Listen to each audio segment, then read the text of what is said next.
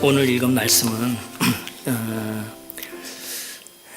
무척 유명한 기사가 담겨 있는 말씀이고, 성경에서 하나님과 어떤 사람, 또 예수님과 제자 간에 나눈 대화, 즉 양측의 대화로서는 가장 유명한 대화 중인 대화 가운데 하나가 아닌가 하는 생각이 듭니다. 여기서 우리가 좀 주목하는 것은 어떤 한 사람이 상대방에게 사랑하느냐라고 묻고, 다른 사람은 그 사랑한다고 대답하면서 내가 사랑하는 걸 당신은 알지 않냐 하는 말로 응답합니다. 보통 이런 경우에 우리 일상적인 면에서 보면 여자가 남자한테 처음에 주도권을 가지고 묻는 거예요.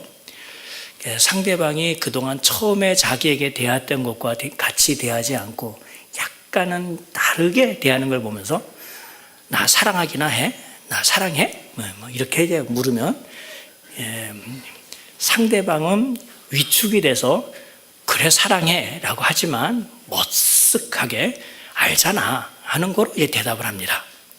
그래서 이 정도의 예수님과 베드로의 대답 정도로 생각하는 경우가 있어요.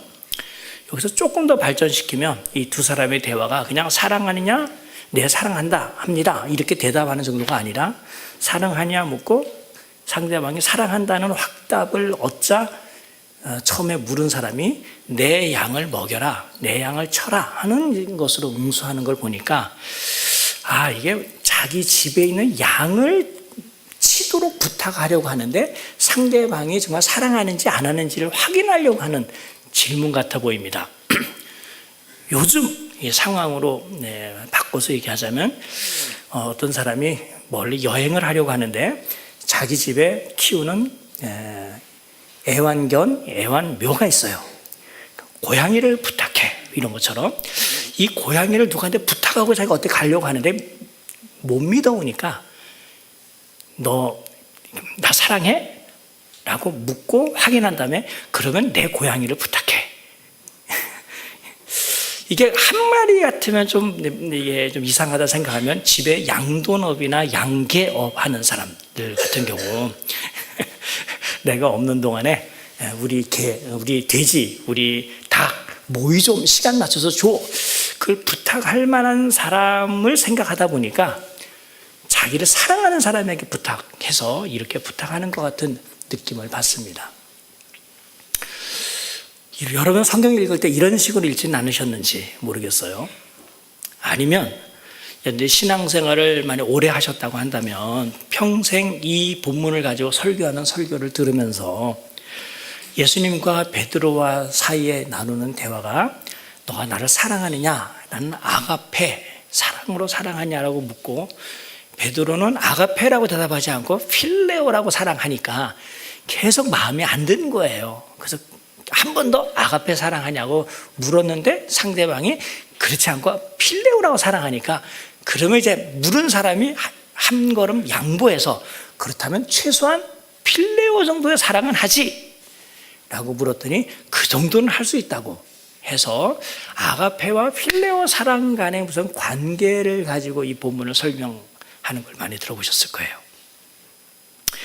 지금 우리가 읽고 있는 성경은 불행하지만 그리스어로 된 성경이 아니고 한국말로 된 성경입니다. 한국말에서는 그런 말의 차이가 없이 그냥 사랑하냐, 사랑하는 줄 압니다 라고 하는 대화만 오고 가고 있어요. 그래서 오히려 우리가 이 본문을 찬찬히 살펴보면 몇 가지 지금까지 제가 예를 든 것 이외에 중요한 것을 우리가 발견하게 됩니다.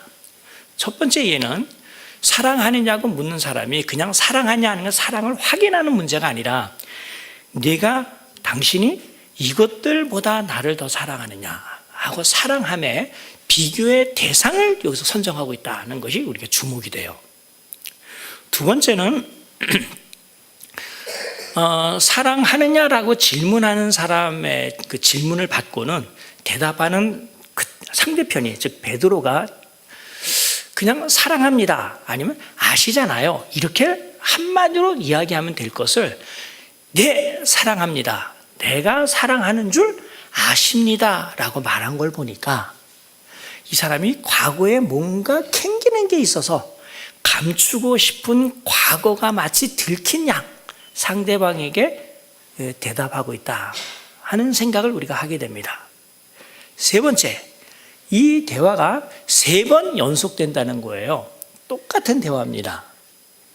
그리고는 3번째 사랑하느냐는 질문을 받은 그 상대방이, 즉 베드로가 3번째에 와서는 근심을 합니다.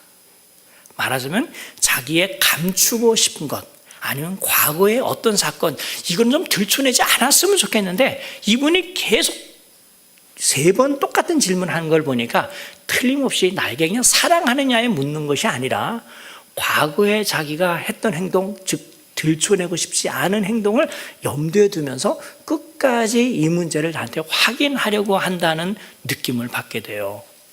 근데 더더욱 중요한 것은 질문하신 분이 상대방의 대답을 받고는 정말 사랑해? 진짜야? 이렇게 확인하지 않고 상대방이 사랑한다는 말을 듣자마자 바로 내 양을 쳐라, 내 양을 먹여라, 내 양을 쳐라 라고 응수했다는 거예요.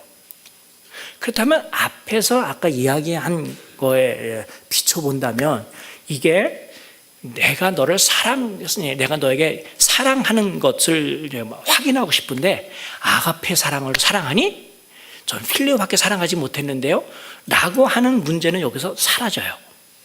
그러니까 그분이 원하는 사랑의 정도, 이쪽에서 사랑할 수밖에 없는 수준, 요것 사이에 차이가 발생한 것은 아니고 어떤 사람이 사랑하냐고 물었을 때 사랑한다는 것을 100% 수용한 다음에 묻지도 따지지도 않고 확인도 하지도 않고 그것을 그대로 100% 받아서 그렇다면 내가 기대했던 대로 내 양을 먹여라, 내 양을 쳐라 라고 부탁했다는 겁니다.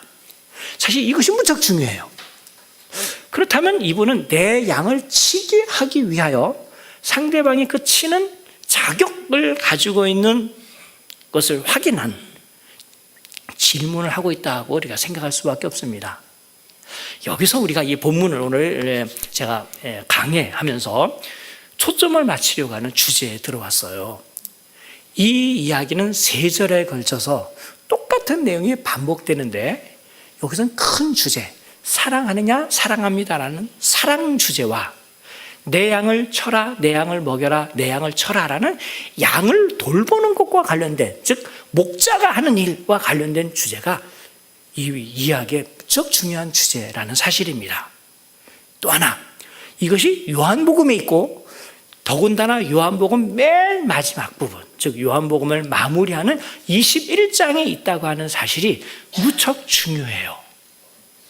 그러면서 다시 우리가 조금 더 폭넓게 이 본문이 담겨있는 상황을 살펴본다면 요한복음에는 다른 어떤 복음서보다도 사랑 주제를 많이 다뤘고 양을 돌보는 또는 목자의 중요한 부분을 정말 많이 가르쳤다는 것을 알 수 있습니다.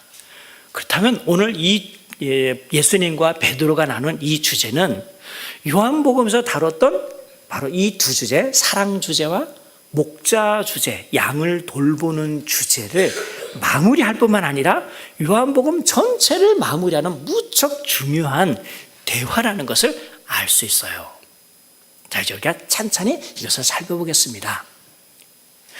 요한은 그가 복음서를 쓰면서 하나님께서 이 세상과 우리를 또 예수님을 따르는 제자를 얼마나 사랑하셨는지를 묘사해요. 기독교를 대표할 만한 본문 하나를 꼽으라고 한다면 요한복음 3장 16절을 꼽습니다. 하나님이 세상을 이처럼 사랑하사 독생자를 주셨다. 하나님이 그의 아들을 세상에 보내신 것을 세상에 대한 극진한 사랑이라고 표현을 해요. 더군다나 요한은 하나님의 사랑을 제자들과 관련해서 언급하면서 너희가 나를 사랑하고 또 내가 하나님께로부터 온 줄 믿었으므로 아버지께서 친히 너희를 사랑하신다. 근데 이 내용을 요한복음 14장 23절에도 하셨고 또 요한복음 16장 27절에도 하십니다. 근데 두 군데 똑같은 말을 하시면서 예수님은 한 군데에서는 아가파오라는 단어를 썼고 또 다른 한 군데에서는 필레오라고 하는 단어를 썼어요. 왜 그랬을까? 가만히 생각해 보니까 요한은 어느 성경 저자보다도 사랑한다 또는 사랑이라는 단어를 많이 썼는데 하나님께서 세상을 사랑하시든지 그를 믿는 사람, 예수님을 따르는 사람을 사랑하든지 간에 그 사랑의 풍요로움을 설명하기 위해서 그 당시 유행하던 그 사랑의 찐한 사랑, 강력한 사랑을 표현하는 두 단어를 번갈아 가면서 사용하여 사랑의 풍성함을 표현하려고 하지 않았을까 하는 생각이 드는 거예요. 하나님만 예수님을 믿는 사람들을 사랑했을까요? 그렇지 않습니다. 예수님도 세상 또 예수님도 그분을 믿는 사람을 극진히 사랑하셨어요. 요한복음 13장 1절에 보면 예수께서 자기 사람들을 사랑하시되 끝까지 사랑하셨다라고 표현했습니다. 요한복음 13장에 표현된 예수님의 사랑은 몸으로 보여주셨어요. 그냥 말로만 한 게 아니고 어떤 식으로 사랑했습니까? 13장에 보면 예수님이 유월절 식사를 하는 도중에 세숫대야를 가지고 또 수건을 가지고 제자들의 발을 씻기기 시작을 했어요. 제자들의 발 씻는 것, 아니 사람의 발을 씻기는 것은 아무리 존경한다 하더라도 제자가 선생에게 할 수 있는 것이 아니에요. 물론 선생은 제자에게는 더더욱 할 수 없는 것이죠. 여기서 제자들은 예수님을 주님이라고 부릅니다. 주인님이에요. 주인이 이것을 한다는 것은 종이 하는 일이거든요. 사실 발 씻기는 것은 종과 같은 노예 같은 하찮은 것들이나 하는 것이지 주인은 할 수 없어요. 선생도 할 수 없고 심지어는 제자도 선생이 하는 이 일을 시키지 않는다고 한다면 주님이신 그분이 이 일을 한 것은 자기가 종처럼 낮아지기까지 낮아져서 섬기는 거예요. 빌립보서 2장에 보면 그가 하나님과 본체시나 자기를 비어 자기를 낮추시고 죽기까지 복종하셨습니다. 그렇죠? 그리고 죽기까지 복종하기 전에 그가 하나님으로서 낮아지는 모습을 언급하면서 사람이 되셨고 사람의 모양으로 오셨다고 언급을 해요. 모습만 그런 것이 아니라 실제로 그분의 행동하신 것도 종의 모습으로 섬겼으니 이것은 이 세상에서 누구를 사랑하고 자기를 비우는 것에서는 최고의 비움을 보여준 거예요. 그리고 요한은 요한복음 15장에서 예수님이 사랑하시는 것을 표현하면서 이렇게 표현합니다. 사람이 친구를 위하여 자기 목숨을 버리면 이보다 더 큰 사랑이 없다고. 우정을 표현하는 사랑, 즉 필레오 사랑, 필로스로서, 이게 친구가 그리스어로 필로스예요. 필로스가 우정으로서 표현할 수 있는 사랑을 필레오 사랑이라고 하는데, 이 사랑으로서 가장 잘 표현할 수 있는 것이 자기 목숨을 버리는 거라고 그랬어요. 예수님이 조금 있다 십자가에 못 박히실 겁니다. 누구를 위해서? 친구를 위해서.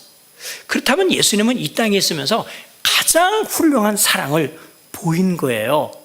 지금 제가 예를 든 것만 보더라도 이처럼 하나님이든 예수님이든 우리에게 보여준 사랑의 풍성함과 극진함을 표현하는데, 아가페 사랑, 헌신적인 사랑뿐만 아니라 우정의 사랑, 이 땅에서 인간 간의 관계에서 가장 훌륭하다고 볼 수 있는 필레오 사랑까지 표현해 줬으니 사실 단어상 필레오와 아가파오 사이의 차이는 없는 거예요. 요한은 오히려 사랑의 풍성함을 강조하려고 두 모습을 보였다고 생각할 수 있습니다. 자, 그렇다면 요한은 지금 하나님 사랑, 예수님의 사랑을 보임으로써 이 사랑이 얼마나 중요한가를 요한복음에서 표현했습니다. 두 번째 주제는 목자 또는 양을 돌봄 문제인데, 신약의 복음서 4권 중에 예수님이 자신을 목자라고 친히 직접 언급한 본문은 요한복음밖에 없어요. 요한복음 10장에 보면 나는 선한 목자다 라고 예수님은 단언하셨습니다. 그리고 선한 목자로서의 그가 하시는 일을 비교하면서 선한 목자는 양들을 위하여 목숨을 버린다 라고 표현했습니다. 방금 전에 제가 13장을 언급하면서 친구를 위하여 자기 목숨을 버리는 것보다 더 큰 사랑이 없다고 했던, 친구를 위하여 버리는 그 사랑이, 친구를 위해 목숨 버리는 그 사랑이 선한 목자가 양들을 위하여 목숨을 버린다고 언급을 했어요. 예수님께서 이 말씀을 하시면서 사실은 누구랑 비교합니다. 누구랑 비교했느냐 하면 도둑과 비교했어요. 요한복음 10장 10절에 보면 도둑이 오는 것은 도둑질하고 죽이고 멸망시키려는 것뿐이요 내가 온 것은 양으로 생명을 얻게 하고 더 풍성히 얻게 하려는 것이니라.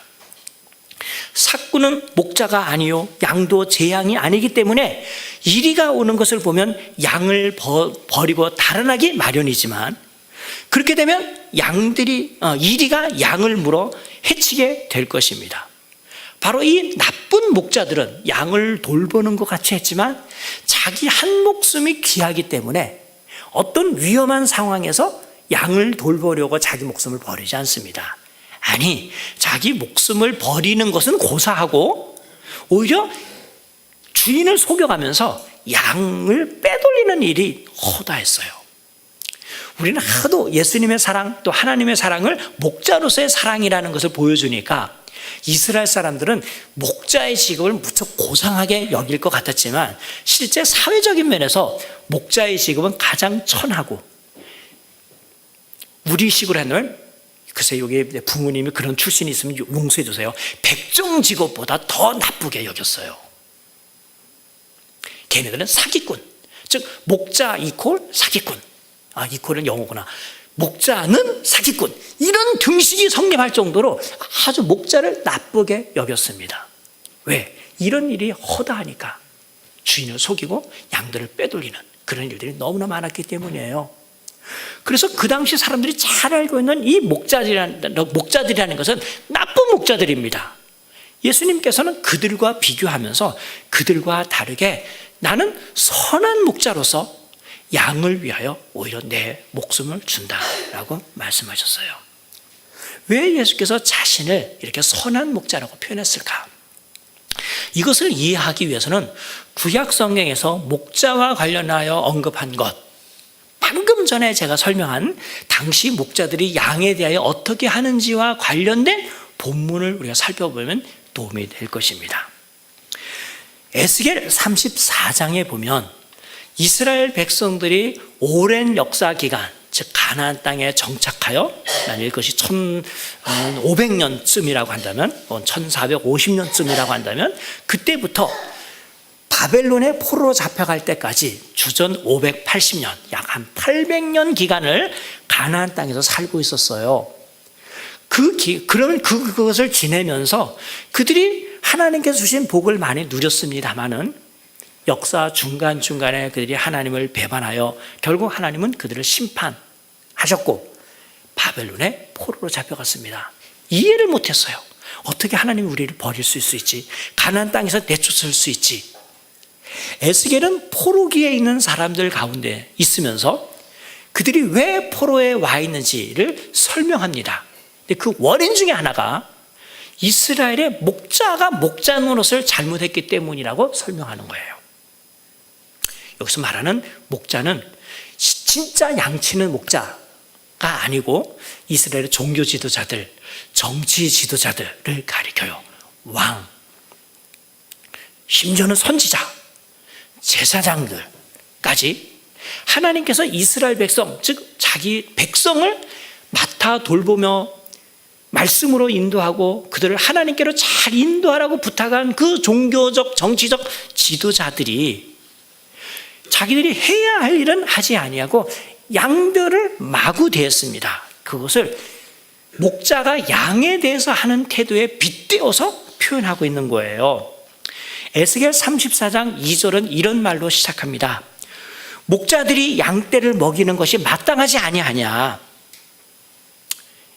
주님께서 종교 지도자들에게 따져 묻습니다. 그들이 자신들의 배를 부르게 하려고 살찐 양을 잡아 그 기름을 먹으며 그 털을 입되 양 떼는 먹이지 아니하였다 하고 실상을 고발합니다. 그리고는 결정타를 날리는데 그게 34절 이런 말씀이에요.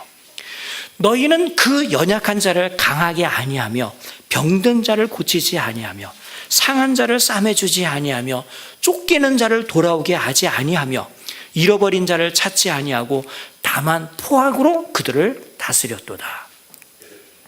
하나님께서는 이런 지도자들이 당신의 양을 잘 돌보지 않는 것을 너무나 안타까워하시면서 그들을 포로로 보낸 거예요. 그리고는 이제 내가 친히 목자가 되어 내 양떼들을 다스리겠다. 양떼들을 먹이고 그들을 보호하겠다라고 결심하십니다. 이게 34장 15절에 있는 말씀입니다. 내가 친히 내 양의 목자가 되어 그것들을 평안하게 누워있게 하겠다 하고 선언하신 거예요.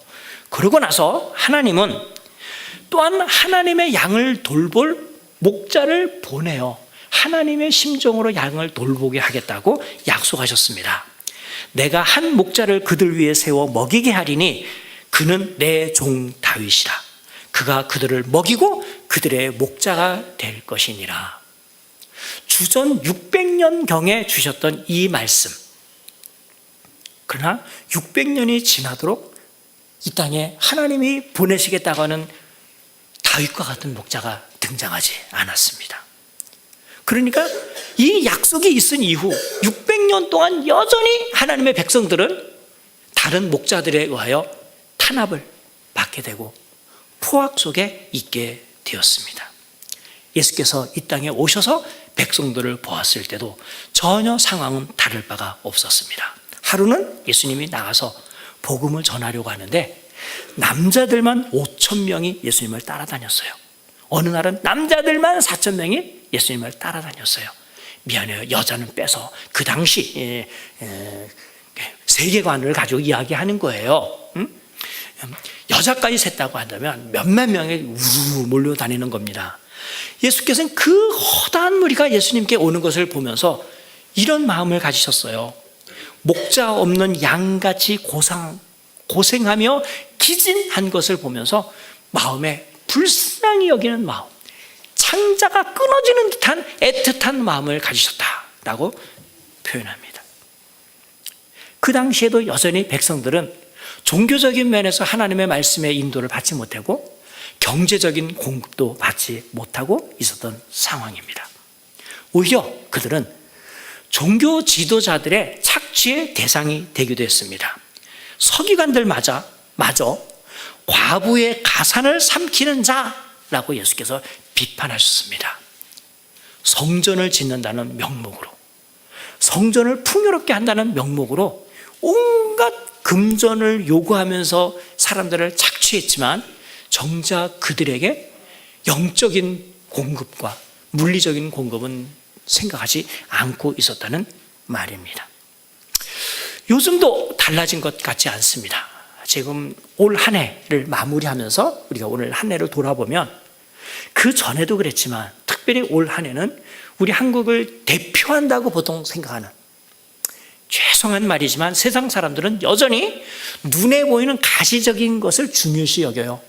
예림교회처럼 하나님의 말씀을 잘 전하고 개혁신앙을 잘 가지고 있는 이 교회는 세상 사람들 눈에 띄지 않습니다.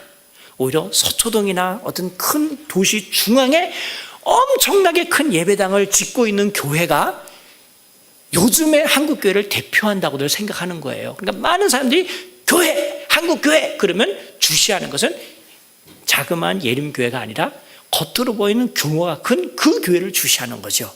그런데 그 교회들이 한국의 입방아에 오르지 않았습니까? 그렇죠?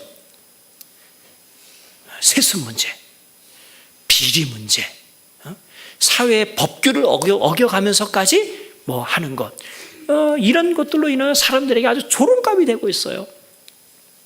뭐 그뿐만 아니라 이 교회 내부에 있는 사람들이 서로 간에 경제적인 문제 때문에 그 물품 거래하느라고 그 돈 떼이고 폭력을 가하고 하는 것 때문에 종종 그 세상 매스컴에도 올라서 사람들은 기독교를 온갖 나쁜 용어를 써가면서 비판을 하고 있는 실정입니다. 교회 안에서는 어느 단체에 비하여 사랑한다는 말을 하지만 그 사랑함이 착취하는 것으로 둔갑되고 있는 실정이라서 우리의 마음을 너무나도 아프게 하고 있는 실정입니다. 말하자면 많은 사람들이 세상 사람들처럼 상대방을 자기 이익의 재료로 삼고 있는 그러한 실정에 있을 때 예수님께서 지금 양을 돌보는 문제, 사랑하는 문제를 말씀하고 계시는 겁니다. 일단 다시 20세기 이전으로 2000년 전으로 돌아가서 예수님께서 지금 많은 사람들 앞에 나는 선한 목자다 라고 말씀하실 때에는 이 땅의 종교 지도자들이 해야 할 중요한 사명, 그들을 하나님의 말씀으로 먹이고 하나님께로 인도하고 하나님을 가르치고 교회에 하나님의 말씀이 풍성하도록 하는 것입니다. 아까 제가 읽어드린 성경 구절 중에 내가 온 것은 양으로 하여금 생명을 얻게 하고 더 풍성히 얻게 하려 함이니라 라고 말씀하셨을 때 교회 안에 있는 생명의 풍성함이라는 것은 결국 하나님의 말씀을 잘 전하고 그 말씀이 풍성하게 사람들 가운데 교류되는 것을 의미하는 것이에요. 다시 요즘으로 돌아와서 이 말을 하니까 우리가 생각이 나는데 정말 부끄러운 한국교회의 자화상은 아까처럼 그런 물리적인 것만 가지고 투쟁하는 것이 아니라 영적인 면에 있어서 한국교회가 얼마나 핍절한가 하는 것을 보여주는 단적인 예가 있어요. 그게 뭐냐 하면 목사님의 중요한 사명이 하나님의 말씀 전하는 것임에도 불구하고 목사님들이 다른 일에 분주하다 보니까 자기가 직접 말씀을 전하지 못하는 일들이 많이 있다고 해요. 그래서 예배 시간 또는 말씀을 전할 시간은 다가오는데 그것을 친히 준비할 시간이 없으니까 남이 설교한 것들을 베끼는 겁니다. 그리고 인터넷으로 설교를 거래해요. 1년치 돈을 얼마큼 주면 1년 동안 마음껏 그 설교를 활용할 수 있는 사이트들이 여러 개 있대요. 목사라는 게 확인돼야만 그 사이트에 회원 가입을 할 수 있어요. 그러다 보니까 종종 어떤 분이 다른 교회가 설교를 들었는데 몇 주 전에 자기네 교회에서 들은 설교랑 똑같은 설교를 하게 된 거예요. 그래서 추적해 봤더니 공통 사이트에서 이쪽 목사님도 베껴 쓰고 자기네 교회 목사님도 베껴 쓴 거야. 열이 나서 그것을 추적해 봤더니 그동안 목사님이 몇 개월 동안 몇 년 동안 남의 설교, 그 안에 있는 설교를 베끼고 누구의 설교를 베꼈다는 그것이 드러나서 교회에 공개하는 바람에 교회가 팍팍 뒤집혀서 그 목사님이 내쫓느냐 안 쫓느냐 하는 거 가지고 막 분란이 일어나고 있다고 하는 것이 인터넷 뉴스에도 나오잖아요. 어떤 사람이 조사했더니 목사님들의 80 내지 90%가 남의 설교를 베끼고 있대요. 하나님께서 그에게 맡겨준 양들을 그가 가르치고 선포할 설교의 주제가 없다고 하는 것은 마른 젖을 어린아이에게 물리고 있는 어머니와 뭐가 다를 바가 있겠습니까? 지금 한국교회의 실정이 이런 상황인데 이때뿐만 아니라 그 당시에도 예수님께서는 그런 것을 감지하시고 하나님의 양들이 이런 영적인 면에서 공급을 받지 못하고 있는 것을 염두에 두셔서 내가 온 것은 도둑, 나쁜 목자들이 했던 것과는 다르게 내가 온 것은 양들로 하여금 생명을 먹게 하고 더 풍성히 먹게 하는 것이라고 말씀하신 거예요. 예수께서는 그래서 하나님의 말씀을 잘 먹이셨습니다. 그리고는 그것만 한 게 아니고 실제로 양을 돌보고 자기 자신을 헌신하는 일에 투신하셨어요. 구체적으로 어떤 일들이 있을까요? 예수님께서 생활하시는 걸 보면은 여러 사람들을 만났는데 종종 예수님의 사역이 너무나 바빠서 어떤 사람들, 감히 이런 사람들을 예수님께서 만나줄 시간이 있을까 싶을 정도가 되었는데도 불구하고 예수께서 만나시는 일들이 있었어요. 어머니들이 아이들을 데리고 와서 예수님을 만나게 하고 예수님으로부터 안수를 받고 싶어 했습니다. 제자들이 말렸어요. 애들은 가라. 이 어르신이 얼마나 바쁘신지 아느냐, 이분이 얼마나 위대하신 분인지 아시냐, 애들 같은 애들은 여기에 접근할 수 없다 라고 할 때 예수님은 꾸짖으셨어요. 하나님의 나라는 이런 자의 것이다 하고 어린아이를 반겨주시고 어린아이들과 마음껏 시간을 보내셨습니다.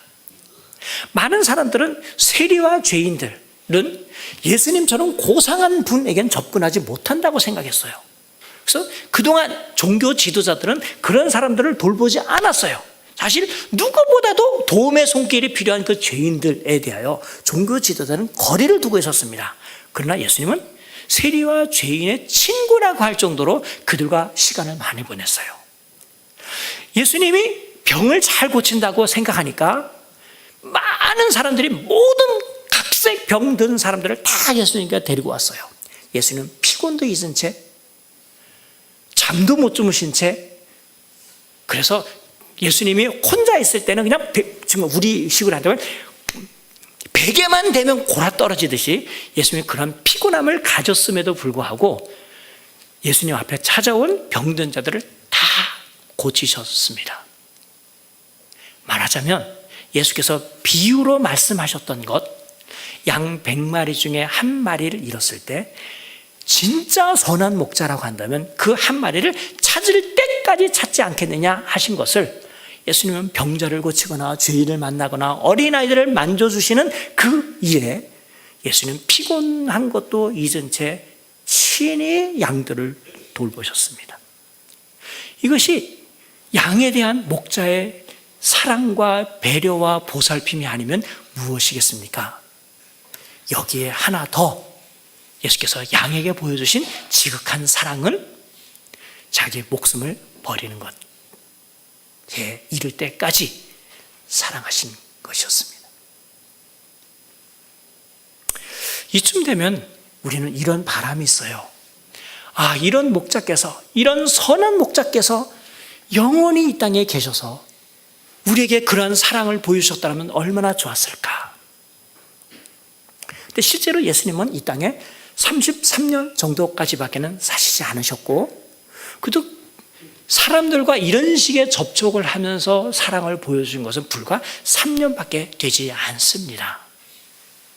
그렇다면 예수님이 이 땅에 계시지 않는 동안 예수님이 그토록 사랑하셨고 당신의 목숨까지 버리면서 사랑하셨던 그 양들이 다시 이 세상에 방치된 채 놓이지 않겠습니까? 그 양들을 누가 돌보겠습니까? 예수님은 당신이 이 땅에 계시지 않는 동안 이 세상이 얼마나 험악해질 것을 예상하셨습니다.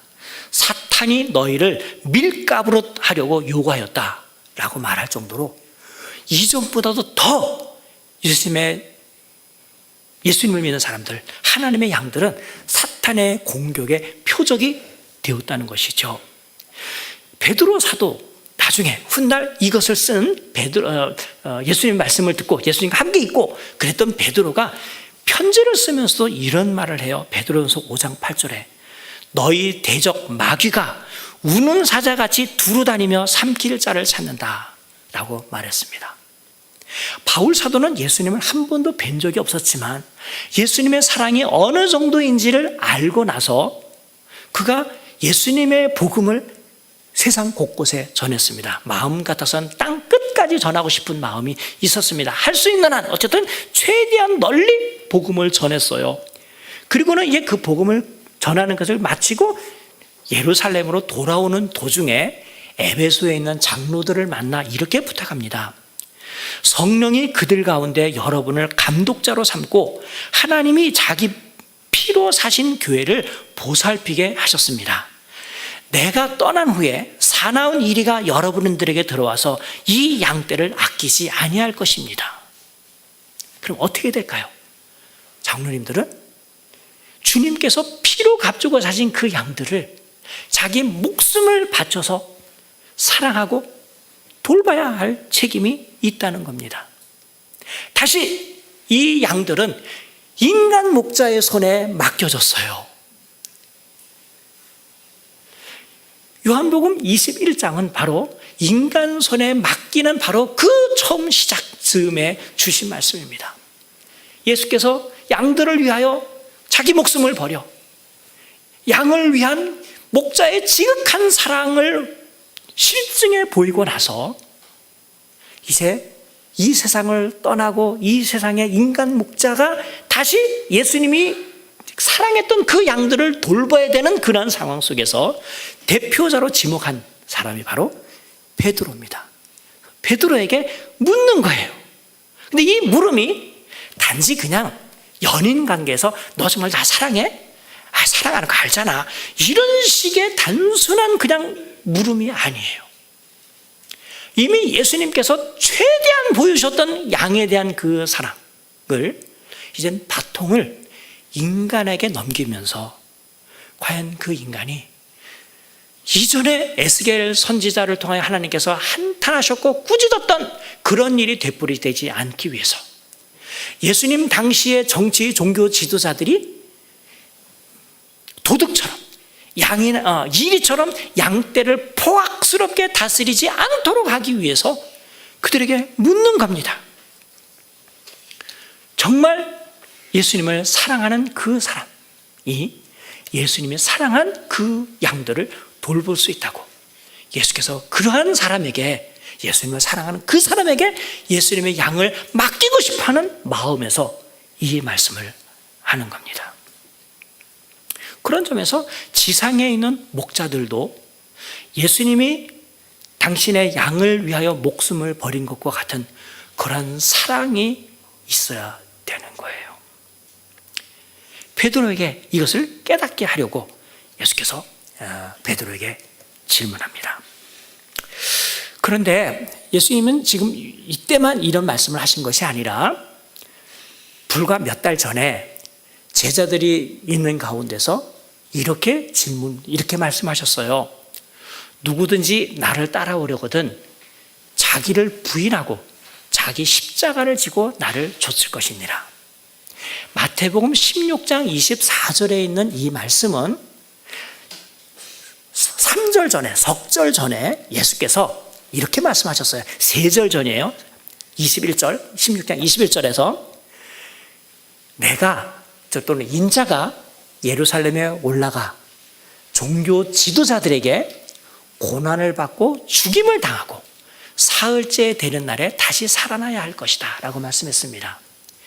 이것이 얼마나 충격적인 발언이었는지 바로 그 다음 절 22절 23절에 베드로와 예수님 사이에 대화가 있어요. 예수님 이 일이 절대로 예수님에게 일어나지 못할 겁니다. 예수께서 베드로에게 사탄아 내 뒤로 물러가라 꺼져라 이렇게 말씀하실 정도였어요. 말하자면 베드로는 육탄으로 이런 일이 일어나지 않도록 방어하려고 했는데 예수님은 그 일이 사탄이 하는 일이라고 생각하면서 예수께서 원래 이야기했던 대로 예루살렘에 올라가 고난을 당하고 죽임을 당한 일을 하겠다는 거예요. 바로 그 일, 예루살렘에 올라가 죽는 그 일이 가만히 생각해 보니까 다음에 밝혀지듯이 양을 위하여 자기 목숨을 버리는 일이었고 친구를 위하여 극진한 사랑을 표현하는 길이었습니다. 예수님이 죽으신다는 거예요. 다른 사람을 위해서. 예수님이 그러하기 때문에 이제 예수님을 믿고 예수님을 따르는 사람이 있다고 한다면 그 사람도 동일한 마음을 가지고 예수님을 따라야 된다는 거예요. 그래서 이 16장 24절에 하신 말씀이 누구든지 나를 따라오려거든, 즉 나를 믿으려면, 예수님의 제자가 되려면, 진지한 신자가 되려면 예수님처럼 십자가를 져야 된다는 거죠. 죽어야 된다는 거예요. 죽는 것은 자기가 없는 존재라고 생각하는 겁니다. 부인하는 겁니다. 나는 오각만이라는 사람을 모릅니다. 그런 사람은 존재하지도 않습니다. 하고 내가 내 입으로 말하는 것이 부인하는 거예요. 이런 점에서 예수님은 십자가를 지고 자기를 부인한 제자됨에 있어서 1번 타자예요. 친히 모범을 보인 사람입니다. 그래서 이렇게 참 제자가 되는 사람이어야만이 예수님을 믿는 사람이라는 거예요. 그러고 보니까 지금 양을 쳐라, 양을 사랑하고 양에게 생명을 주는 이 문제는 단지 목사님의 문제만이 아니라 누구든지라고 했으니 모든 성도들, 교회 안에 있는 성도들도 이런 마음을 가지고 성도들을 대하고 이런 마음을 가지고 주님을 따라야 된다는 것을 여기서 암시해 주고 있어요. 그래서 예수님께서는 이런 식의 자기 자신을 죽어야 하는 그것을 구체적으로 실천하는 것은 늘 자기가 목졸라 죽는다든가 곤란은 없는 그런 상태가 아니라 구체적으로 자기를 부인하고 자기를 십자가를 지는 것이 무엇인가를 예수께 알리셨는데 그것이 곧 사랑하는 거라고 말씀하시는 거예요. 예수께서 자기 백성을 사랑하되 자기 사람을 사랑하시되 끝까지 사랑하시니라 라고 말씀하신 본문이 요한복음 13장 1절이라고 제가 말씀을 드렸어요. 그리고는 거기서 예수께서 그 후에 제자들의 발을 씻겼다고 그랬지 않습니까? 그러고 나서 예수님께서 제자들에게 이렇게 부탁했어요. 내가 너에게 발을 씻긴 것은 너희들도 서로 발을 씻기도록 하기 위해서 내가 씻긴 것이다. 그러고 나서 13장 34절에서 이렇게 말씀하셨습니다. 새 계명을 너에게 주노니 서로 사랑하라. 내가 너희를 사랑한 것 같이 너희도 서로 사랑하라고 말씀하셨습니다. 자, 그러면 우리가 이제 오늘 하나님의 말씀에 비추어서 생각한 것을 종합해 보면 이렇게 결론을 내릴 수 있어요. 예수님이 우리를 사랑하신 것은 자기를 부인하시고 자기 목숨을 주신, 즉 자기 희생적 사랑을 베푸신 것이었고, 동일하게 예수님을 믿는 사람, 예수님을 따르는 사람은 서로 간에 사랑을 해야 되는데 그 서로 간의 사랑은 서로에 대해서 자기 희생적 사랑을 해야 된다는 의미입니다. 그러나 예수님은 이런 자기 희생적 사랑을 하기 위한 중요한 조건으로 자기를 부인하는 일을 제자들은 하지 못하실 거라는 것도 아셨습니다. 그래서 조금 있다가 예수께서 이런 말씀하십니다. 내가 목자를 치리니 양들이 흩어지리라. 아까 제가 소개해드린 에스겔 34장에도 이 말씀이 나오고, 스가랴, 즉 그러니까 신약 성경에 가장 가까운 시기에 쓰여진 스가랴서에도 이 말씀이 나오는데 예수께서는 그것을 당신의 삶에 적용하셨어요. 내가 목자를 치리니 양들이 흩어지리라. 즉 이 말은 예수님이 십자가에 죽으면 예수님을 중심으로 모여있던 제자들이 뿔뿔이 흩어진다는 말입니다. 그런 말은 결국 자기 부인하는 일을 제자들이 하지 않겠다는 거예요. 예수님을 끝까지 따르지 않게 되는 일이 발생하겠다는 거예요. 예수께서 이 말씀하시자 그냥 가만히 있었으면 절반이라도 갔을 그 베드로가 갑자기 나서면서 나는 다른 사람들은 예수님을 버릴지라도 저는 절대로 버리지 않겠습니다 라고 말씀하셔요. 예수님이 웃습니다. 네가 나를 버리지 않아? 오늘 닭 울기 전에 네가 나를 3번 부인하리라 하고 예언하셔요.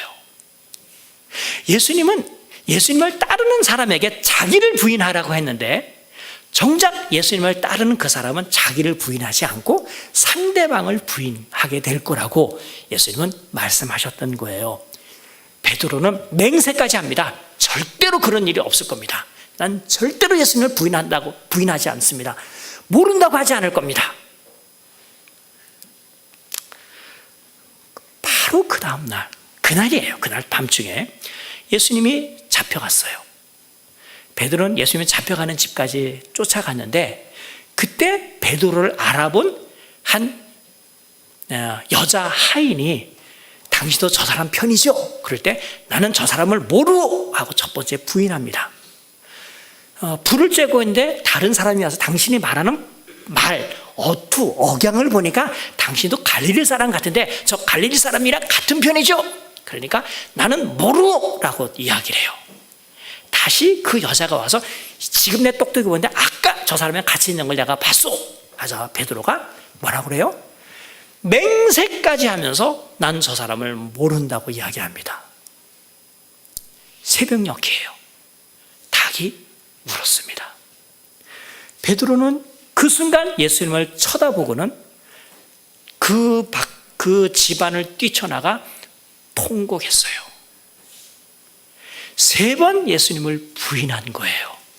이게 베드로의 마음속에 간직되어 있는 트라우마입니다. 꺼내기 싫은 사건이에요. 그리고 불과 40일 사이에 예수님이 베드로가 있는 제자들에게 찾아왔습니다. 디베리오 호숫가에서 물고기를 잡고 있는 제자들, 밤새도록 물고기를 잡았지만 허탕친 제자들에게 와서 한 방에 물고기를 153마리를 잡게 하는 투망 던지는 장소를 알려줘요. 낚시하는 사람 혹시 알지 모르겠습니다. 포인트라고 그래요. 포인트를 알려줘서 낚시를 잡습니다. 그 당시 그물이 지금처럼 나이론 그물이 아니기 때문에 이 정도 되면 그물이 터지게 돼 있어요. 근데 터지지 않았대요. 기적이 일어났어요. 물고기 잡는 것도 기적이지만 153마리 그 그물이 터지지 않게 배 2척이 이것을 끌고 와야 될 정도의 그 무게를 이 그물이 견뎠다는 것도 기적인데 아무튼 그 기적이 일어났어요. 예수님과 제자들이 아무 소리 하지 않고 식사를 합니다. 식사 중간쯤 하고 끝날 즈음에 예수께서 첫마디로 입을 띄어서 하셨던 말씀이 요나의 아들 시몬아 내가 이 사람들보다 나를 더 사랑하느냐라고 물으신 거예요. 그렇다면 이 질문은 사실은 안드로에게, 요한에게, 빌립이나 도마에게 해서는 별로 의미가 없는 질문입니다. 방금 전 예수님을 모른다고 하지 않겠다고 맹세까지 했지만 실제로 예수님을 모른다고 함으로써 예수님과 자기 사이의 사랑의 관계를 부인했던 이 사람에게 과거는 따지지 않고 그냥 묻는 거예요. 내가 이것들보다 나를 더 사랑하느냐. 예수님이 지금 베드로에게 사랑하느냐라고 하는 것을 묻는 까닭이 무엇인지 아시겠죠? 앞에서 이 사랑 주제는 목자가 양들을 돌보고 양을 치는 데 있어서 가장 중요하게 갖춰야 될 덕성이라고 제가 언급을 했고 예수께서 선한 목자로서 보여준 상황 속에 예수님은 지금 마음이 급하신 겁니다. 안타까우신 겁니다. 내가 없는 중에 나와 같은 사랑의 밀도를 가지고 내 양들을 돌볼 사람이 있는지 확인하는 거예요. 그렇게 자신만만했던 베드로까지 예수님을 부인하고 있는 상황 속에서 이 땅에 있는 양들이 보살핌을 받고 생명을 얻게 하기 위해서는 어떻게 되겠습니까? 양들을 돌보는 목자뿐만 아니라 우리 양들과 함께 신앙생활을 하고 있는 서로에 대하여 양이 되고 서로에 대하여 목자가 되는 성도들이 이 땅에 있으면서 교회 안에서 갖춰야 될 중요한 덕성이 사랑이라는 거예요. 자기 희생적인 사랑. 예수께서는 이 자기 희생적인 사랑이 얼마나 중요한지를 말씀하기 위해서 또는 강조하기 위해서 베드로에게 사랑하느냐를 것을 물을 때 비교를 하십니다. 내가 이 사람들보다 나를 더 사랑하느냐. 근데 어쨌든 우리말로 번역을 하다 보니까 이렇게 번역할 수밖에 없어서 내가 이 사람들보다 나를 더 사랑하느냐라고 이렇게 번역을 했지만 사실 그리스어 문법에는 이것을 몇 가지로 다르게 해석될 수 있는 소지가 있는 구문으로 되어 있어요. 그래서 만일 이것을 지금처럼 만약 우리가 번역을 한다면 이렇게 이해할 수 있을 겁니다. 요나의 아들 시몬아, 내가 며칠 전에 제자들은 다른 친구들은 다 나를 버릴지라도 너는 안 버린다고 했지. 네가 정말 이 사람들이 나를 사랑하는 것보다 나를 더 사랑하니? 이렇게 물을 수 있어요.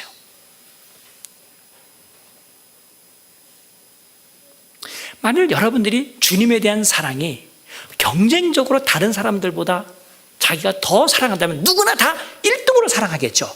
자기는 다른 사람들보다 내가 1등이라고 생각하겠지만 저쪽 사람은 또 나랑 비교해서 1등이라고 생각할 거 아니에요. 우리의 마음이 정말 예수님에 대한 사랑을 다른 사람들보다 더 열렬한 마음으로 예수님을 사랑하는 마음을 갖고 있는지, 정말 그러하다면 여러분들 평생에 그런 마음을 간직하시기 바랍니다. 그런데 만일 여기서 말하고 있는 이 사람들보다 나를 이라고 하는 것을 이것들보다라고 사람이 아니라 물건으로 만약에 바꿔 쓴다고 한다면 이런 의미일 거예요. 너가 이 사람들뿐만 아니라 이 것들, 즉 방금 전에 그 엄청나게 잡은, 이게 좋은 비유가 될 수 있을지 모르겠지만 여러분들 한 번도 산 적이 없으시겠지. 어쨌든 예를 들어 로또 1등에 당첨이 됐다고 칩시다. 그러니까 소위 사람들이 생각하는 돈벼락을 받은 거예요. 1억 천금을 얻게 됐어. 그거 사랑하는 것보다 나를 더 사랑하니? 라고 해석할 수 있어요. 이것은 무척 중요합니다. 사실 옛날부터 지금까지 또 예수님 당시에도 종교 지도자들이 되었던, 정치적인 지도자들이 되었던, 왜 자기가 다스릴 백성들을 탄압하고 왜 자기가 돌봐야 할 교인들을 탐욕의 대상으로 삼습니까? 무력 때문에 그래요. 만문신 때문에. 요즘처럼 돈이 많이 있지 않은 사람은 푸대접 받고 홀대받는 경우에는 즉 자본이 이즘이 되어 있는 캐피털이, 재물이 주의가 되고 정신의 기초가 된 것으로 통용되고 있는 자본주의 사회에서는 더더욱 사람들이 돈을 벌려고 하고 돈의 위력을 절감하고 있지 않습니까? 그런 중에 우리가 세상에서 이런 돈 버는데 마음을 쓰고 돈 벌기 위해서 진짜 수단과 방법을 가리지 않고 누구를 다 무너뜨려 가면서도 자기가 돈을 벌겠다고 하는 그런 상황 속에서 나는 예수님에 대한 사랑을 제1순위로 두면서 이런 것들은 상대적인 가치로 취급하겠습니다. 정말 그런 마음으로 예수님을 사랑하겠느냐는 거예요. 예수께서 이것을 확인하는 것은 무리가 아닙니다. 사실 처음 제자들은 예수님의 부름을 받았을 때 나를 따라오라 그랬을 때 베드로도 그랬고 어업을 하던 그 제자들은 배와 그물과 심지어는 아버지도 버리고 예수님을 쫓았어요. 요즘처럼 취직하기 힘든 시대 또 있습니까? 어쨌든 레위는 굉장히 안정적인 직장에 취직을 했어요. 공무원이었어요. 말하자면 세리 업무를 보고 있는데 예수님을 보고 예수님이 나를 따르라 그랬더니 글쎄 가서 이제 사장님께 인사하고 왔는지 잘 모르겠지만 거기서 그 자리에서 그냥 펜을 놓고 예수님을 따랐어요. 근데 지금 이 시점에 예수님의 제자들이 예수님을 따르고 사랑하는 것이 처음에 그들이 예수님에게 보였던 그 사랑을 그대로 보이면서 따르고 있느냐는 거예요. 그런 것이 있으면 양들을 착취의 대상으로 삼지 않고 돌보문의 대상으로 삼으면서 얼마든지 그들을 사랑할 수 있습니다. 그러나 만일 교인 수가 많은 것, 어떤 사람이 부자인 것이 저 사람을 이용해서 내가 돈벌이 하는 수단으로 된다면 교회는 그냥 사회적인 단체로 전락하고 마는 것이죠. 한국교회가 비판을 받는 것, 왜 개독교라고 먹사라고 하는 말로 지칭을 받느냐면 사랑을 가르치는 이 종교가 세상 사람들과 동일하게 먹고 사는데 연연하고 있기 때문인 거예요. 양을 돌보고 양을 치는 이 일은 정말 중대한 일이고 권장할 만한 일이지만 이것은 단 하나의 성품, 양을 사랑하고 돌보면서 자기 희생적인 마음을 갖지 않고는 절대로 할 수 없는 그러한 일입니다. 근데 그 일이 목사들에게 주어져서 목사님을 목사라고 하잖아요. 양을 돌보는 목자와 같은 선생님. 그리고 그 일을 목양이라고 합니다. 그런데 그 목양일, 목사의 이 일이 목사에게만 주어졌고 여러분들은 양들이기 때문에 목사님에게 목사님 당신의 희생적인 사랑으로서 우리를 보여주십시오 라고 요구할 수 있습니까? 그런데 여러분들은 그런 것을 목자에게 요구만 하고 여러분들은 그 사랑을 받는 수혜자로서만 여러분들 그 일을 해야 되겠습니까? 아니에요. 여러분들은 여러분들 나름대로 서로 간에 대해서 아니면 목사님에 대해서 이런 희생적인 사랑을 하셔야 돼요. 그래야 여러분들에게 좋은 말씀을 먹여줄 수 있어요. 양들로 하여금 생명을 얻게 하고 더 풍성히 먹일 수 있는 것입니다. 말하자면 이 면에 있어서 여러분들은 선한 경쟁을 했으면 좋겠어요. 정말 나는 이 사람들보다, 이 사람이 주님을 사랑하는 것보다 나는 주님을 더 사랑합니다. 그래야 이 교회가 사랑에 넘쳐날 수 있고 주님께서 마음 놓고 당신이 위하여 죽으신 그 양들을 이 교회에 보내실 것이고 또 이 교회 안에 머물게 하시지 않겠습니까? 그동안 제가 이 본문을 설교하는 본문을 들으면서 대부분의 목사님들이 베드로 죽일 놈 살릴 놈 그래서 베드로를 많이 욕하는 걸 많이 봤어요. 예수님은 아가페 사랑을 요구하는데 자기는 필리오 사랑밖에 하지 못한다고. 근데 사실 이것은 예수님과 베드로의 대화의 초점이 아닙니다. 중심점이 아닙니다. 만일 베드로가 욕먹을 일이 있었다고 한다, 욕먹을 일을 했다고 한다면 그 베드로가 바로 나예요. 우리 역시 베드로와 별반 다르지 않게 비겁하고 자기를 부인하지 못하는 사람입니다. 자기 입속을 챙기는데 더 머리가 빨리 돌아가고 내 자신을 보호하고 남에게 사랑을 받는데 더 관심이 많은 사람들입니다. 그런데도 불구하고 주님께서는 우리를 긍휼히 여기시고 다시 한번 기회를 주셔서 그 귀중한 주님의 양을 우리에게 맡기셨다고 한다면 우리는 자기 목숨을 아까워하지 않고 우리를 위하여 주신 그 주님을 본받아 우리도 자기 희생적 사랑으로 서로를 돌보고 아끼고 사랑하는 마음이 있어야 되지 않겠습니까? 그렇다면 지금 비록 예수님이 선한 목자이신 그분이 이 땅에서 우리를 돌보지 않는다 하더라도 우리는 서로가 돌볼 수가 있습니다. 제가 하나 빠뜨린 건 있는데 그것까지 하려면 설교가 길어져서 언급만 하겠어요. 예수님은 선한 목자로 계시다가 하늘로 가셨지만 그냥 우리를 고아처럼 내버려 두시지는 않으셨어요. 우리가 그 일을 잘 할 수 있도록 성령님을 보내셨습니다. 예수님의 일을 잘 할 수 있는 예수님과 관련된 성령님. 그래서 옛날에는 그 성령님이 하나님의 영, 여호와의 영으로 불렸지만 신약 시대는 그분이 예수 그리스도의 영이라고 불린 것은 예수님의 심정을 우리와 하여금 다시 한번 느끼게 할 만한 영이기 때문이에요. 우리 스스로의 힘으로는 할 수 없지만 주님께서 예수님을 믿는 사람 누구에게나 주신 그 그리스도의 영의 힘의 공급을 받아서 비록 미약하나마 예수님의 희생적 사랑을 우리가 본받고 그것을 교회에 실천할 수 있는 사람이 되었습니다. 이런 사랑이 예림교회에 풍성하여서 예전에 우리 주님께서 그의 백성들에게 주셨던 그 생명 공급이 예림교회 안에 풍성하게 이루어져서 우리가 다시 한번 선한 목자의 그 사랑을 체험할 수 있게 되기를 주님의 이름으로 축원합니다. 기도합시다. 하나님 아버지 감사합니다. 우리가 마음으로는 주님을 따르겠다고 몇 번이고 결심하지만 우리의 연약함과 또 우리 주변 여러 유혹거리들 때문에 이런 결심이 오래가지 못했습니다. 우리가 주님께로 받은 은혜를 돌이켜보니 예수님 우리에게 얼마나 큰 사랑을 베푸셨는지 알게 되었습니다. 그동안 생명도 공급받지 못하고 누구에게 사랑과 보살핌도 받지 못하며 지냈던 우리들을 주님께서 좀 넉넉한 사랑과 넉넉한 생명으로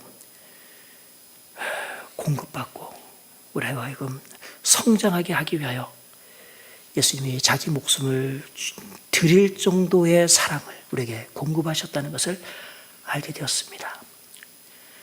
유일한 선한 목자이신 주님께서 우리 가운데 베푸신 그 사랑이, 그 사랑을 알고 그 또 사랑을 경험하고 있는 우리들도 베풀 수 있게 하여 주시옵소서. 베드로에게 네가 나를 사랑하느냐라고 질문하신 그 주님은 다시 우리들에게 질문합니다. 한 번만 아니고 매번, 매 순간 우리가 주님의 교회에서 신앙생활을 하고 같은 성도들끼리 한 마음으로 주님을 예배하고 경건하게 살고 또 이 세상 앞에 주님의 복된 교회라는 것을 선전하며 사는 그 삶 순간순간마다 정말 우리가 주님을 향한 그 사랑이 있는지, 예수님께서 우리에게 보여주신 자기 희생적인 사랑으로 우리가 다른 성도들을 대하고 있는지를 물으신다는 것을 알게 되었습니다. 주님, 우리가 목이만한 목소리로 주님, 그러합니다. 우리가 주님을 사랑하는 줄 주님께서 아십니다. 라고 대답하지만 이 대답에 충심 어린 대답으로 주님께서 받아주셔서 우리에게 더 많은 양들을 맡겨주시고 또 교회에서 할 일을 주셔서 주님을 기쁘시게 할 뿐만 아니라 주님의 사랑으로 모여진 이 성도들이 다시 우리들 개개인의 사랑으로 말미암아 이 세상에서는 맛볼 수 없는 아가페의 사랑, 하나님의 헌신적인 사랑을 경험하는 저희들 되게 하여 주시옵소서. 주님께서 이 교회에 세우신 목자 노청사 목사님에게 건강을 주시고 주의 말씀을 분별하고 사랑하는 마음을 더욱 많이 주셔서 때를 따라 이 양들에게 공급하시는 말씀으로 우리 예림교회 성도들이 풍성하게 살찌게 하시고 영양 공급을 받아서 머리 대신 우리 주님께까지 성장할 수 있게 해 주시옵소서. 우리 노 목사님이 참 몸이 많이 연약하오니 주님께서 강건케 하여 주셔서 주님께서 맡겨주신 이 일들을 더욱 풍성하게 오랫동안 잘할 수 있도록 은혜를 베풀어 주시옵소서. 우리 성도들 한 사람 한 사람들도 다 서로에 대하여 양일 뿐만 아니라 목자가 되어서 이와 같은 주님의 사랑을 잘 실천하는 성도님들이 되게 하여 주시옵소서. 그래서 사랑이 없다고 외치는 이 세상에 이처럼 사랑이 풍성한 주님의 교회가 여기 있다고 그들 입으로 떡을 들이진 않는다 하더라도 사람들이 느끼게 하시고 주변을 보고마하며 어두운 이 주변을 주님의 사랑의 빛으로 널리 밝히는 주님의 교회 만들어 주시옵소서. 이 땅에 오랫동안 이러한 교회로서의 사명을 잘 감당하는 주님의 교회 되게 하시고 주님께서 때때로 은혜 베푸시기를 간구합니다. 주님께서 이 교회를 기쁘게 받으실 줄 믿고 우리 주 예수 그리스도의 이름으로 기도하옵나이다. 아멘.